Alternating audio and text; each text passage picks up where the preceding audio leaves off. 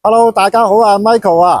嗱，而家我個人咧就喺羅湖嘅東門嚇。嗱，我後邊呢兩條橋咧就係東門町嘅1號橋、2號橋啊。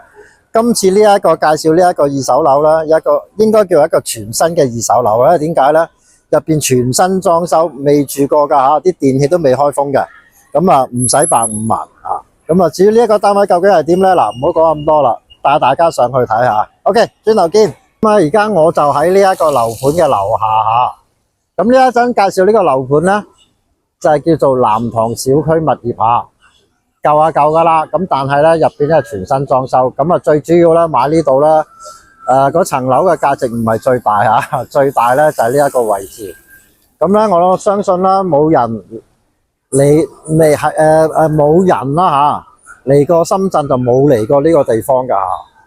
咁啊，啲小食街啊，全部都有晒啦。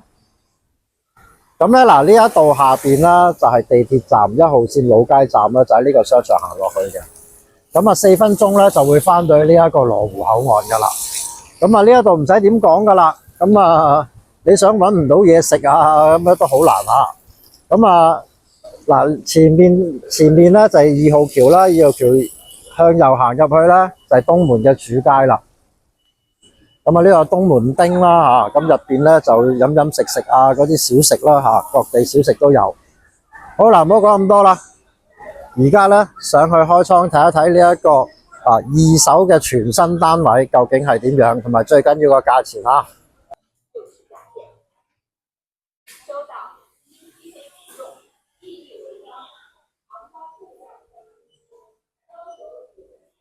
兩部 lift 啊！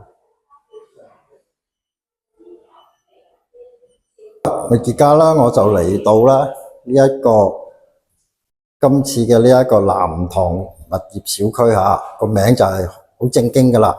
嗱，咁啊，我哋睇翻咧嗱，其實咧，因為佢呢個係96年嘅樓啦，咁所以變咗嚟講咧，就嗰個啲嘢就會比較舊噶啦。咁所以變咗嚟講咧，就大家唔好期望呢一度好靚。咁但係咧呢一度咧，零空置率嚇，最主要係咩咧？租金sorry， 最主要係啲租務呢一度咧，你基本上就你好難租唔到出去嚇。咁啊，至於個單位咧就變全部執過噶啦。咁而家我哋入去睇一睇個單位究竟係點樣。嗱，好啦，而家我就嚟到呢個叫南塘小區物業啊。咁啊，呢一個樓盤呢一度，咁佢係一個35方咧，原先係一個開放式嚟嘅。咁但係咧業主咧，全屋裝修，咁啊改咗做2房嚇。我哋由門口開始先，嗱，門口就成個門換過啦，密碼鎖嚇。好，咁跟住咧，先睇一睇個大體鏡先嚇。咁啊，全屋做過晒。好，逐個部分睇。嗱，首先咧，佢係一個改咗2房嘅嚇。咁而家呢個咧就係一個2房嘅物業啦。咁而家呢間咧就係一間細房啦，喺門口旁邊。咁啊，做埋呢一個櫃啦，呢個應該係當書台又好，梳妝台都好啦。咁呢個就係個衣櫃啦。咁啊，本身呢個都有窗嘅，呢個有窗嘅。咁但係個窗咧，咁啊景觀就一般啦。咁但係主要都係通風啦。咁呢個方向咧就係向西北噶。好，咁跟住我哋出翻去睇翻呢一個廳。咁咧業主咧就呢個鞋櫃。呢個應該係唔係買現成嘅。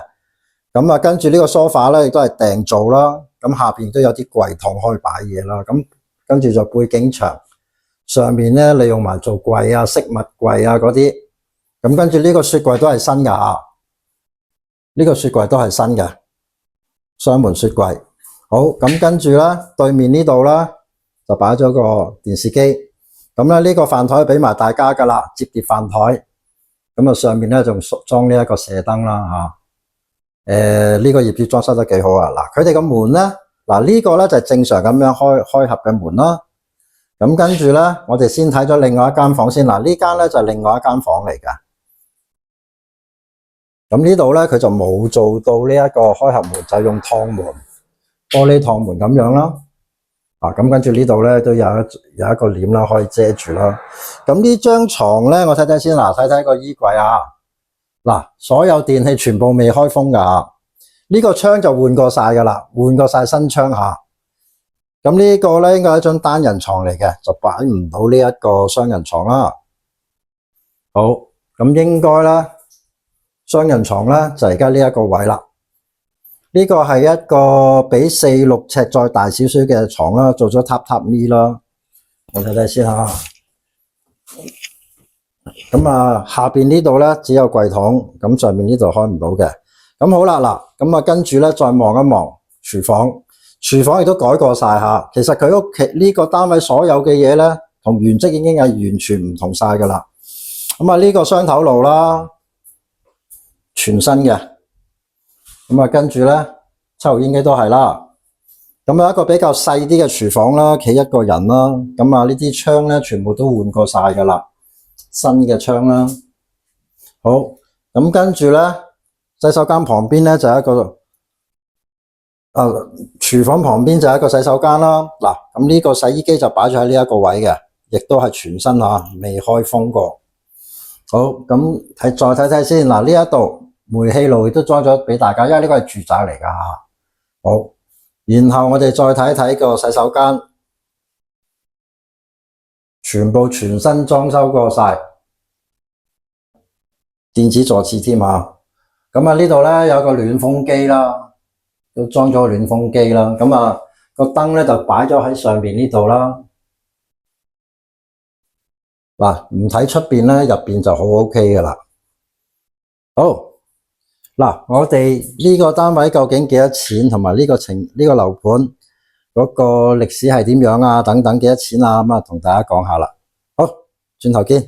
好啦，咁多位嗱，啱啱睇完呢一個南塘物業小區，呢個應該叫南塘物業小區啊，個名就比較傳統一啲噶啦，就冇咁花巧嘅名啦吓。咁嗱，同大家講講呢個價錢先。嗱，而家業主開價啦，就係呢一個145萬噶，未講價145萬。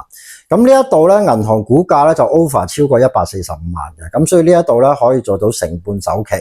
咁啊，成半首期大概21萬幾啦，咁當佢22萬啦，咁剩低嘅大概123萬咧就會做呢一個按揭。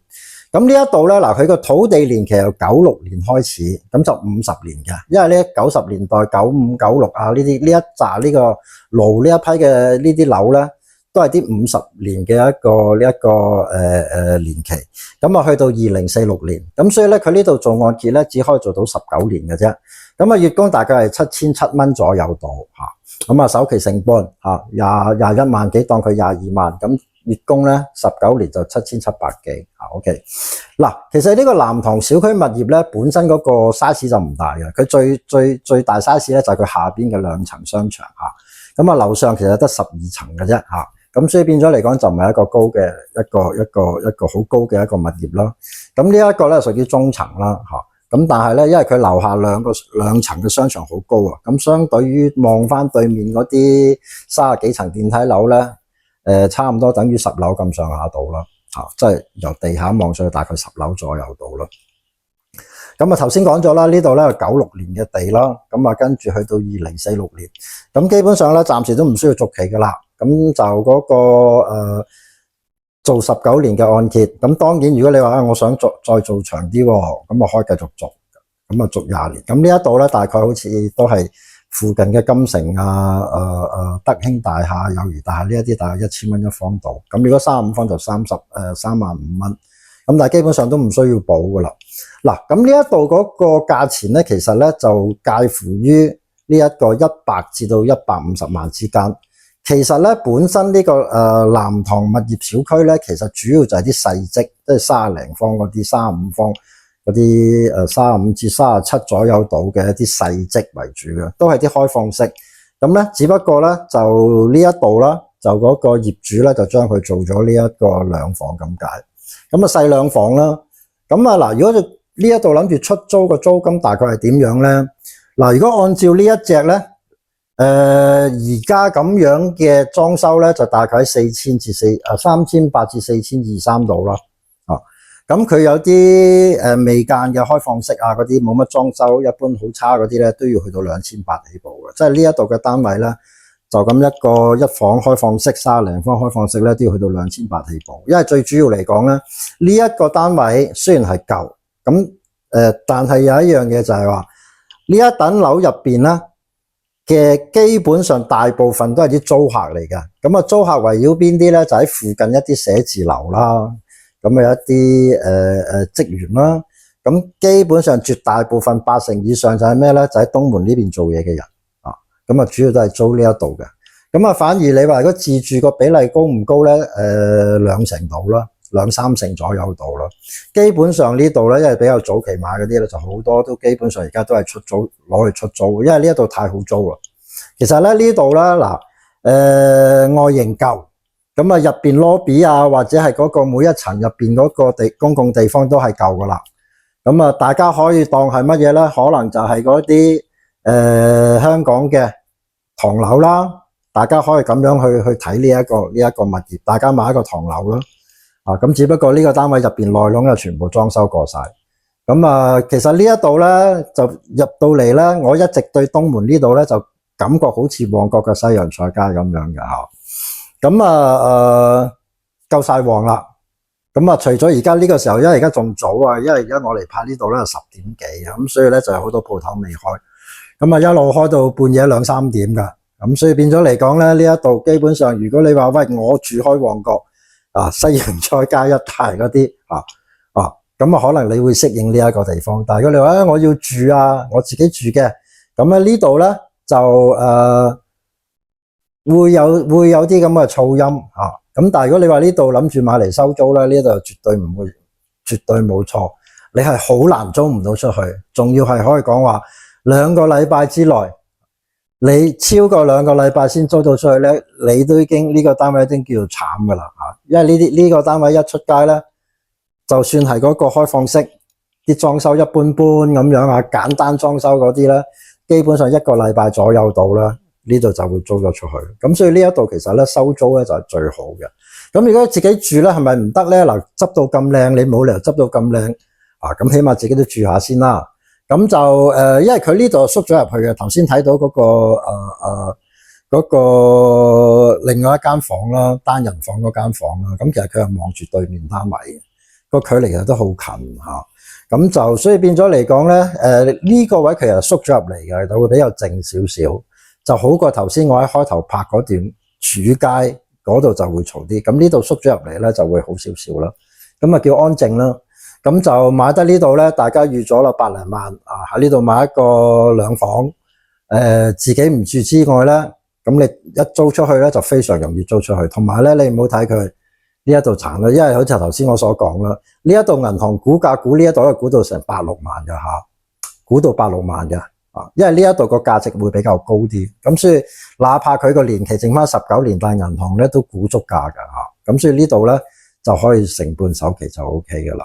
咁但係問題就係話，自己住我又中意熱鬧咁啊落嘢落樓乜都有啦，吃喝玩樂玩乜都有啦。咁啊，如果你話翻羅湖的話，直頭落樓下邊個商場落去就係呢一個老街站，咁啊4分鐘到就翻到呢一個羅湖口岸，咁可以直接翻去，咁啊非常之方便。咁啊呢度其實我都係強調咧，都係要出租啦吓。如果你諗住喺8零萬買個單位咁樣咧。咁啊呢一度嚟講咧，基本上就出租唔憂，同埋咧唔好睇佢舊，轉手咧好快。呢一度咧其實基本上就冇乜單位係呢一個攞出嚟賣嘅一有攞出嚟賣咧，基本上你1個月度咧市淡市好更加快。市淡嘅時候咧，呢度基本上1個月度咧都可以賣到出去因為本身呢個買呢一度買呢個樓價咧，買呢度咧。單位可能佔4成啫，6成咧就係買呢一個區域嘅OK 好嗱，點都好咁啊！如果大家有興趣嘅話咧，即刻聯絡我，到時帶大家過嚟邊睇啦。當然睇啱的話咧，會同大家啦去呢一個同業主講價，希望幫大家爭取到一個你嘅心水價錢。OK 好咁啊！最後咧亦都希望大家啦繼續支持我 Michael 關注啦，分享我嘅頻道啦，留言啦。俾個 like 我啦，當然好冇 OK 好，咁我哋下一集時間再見啦，拜拜。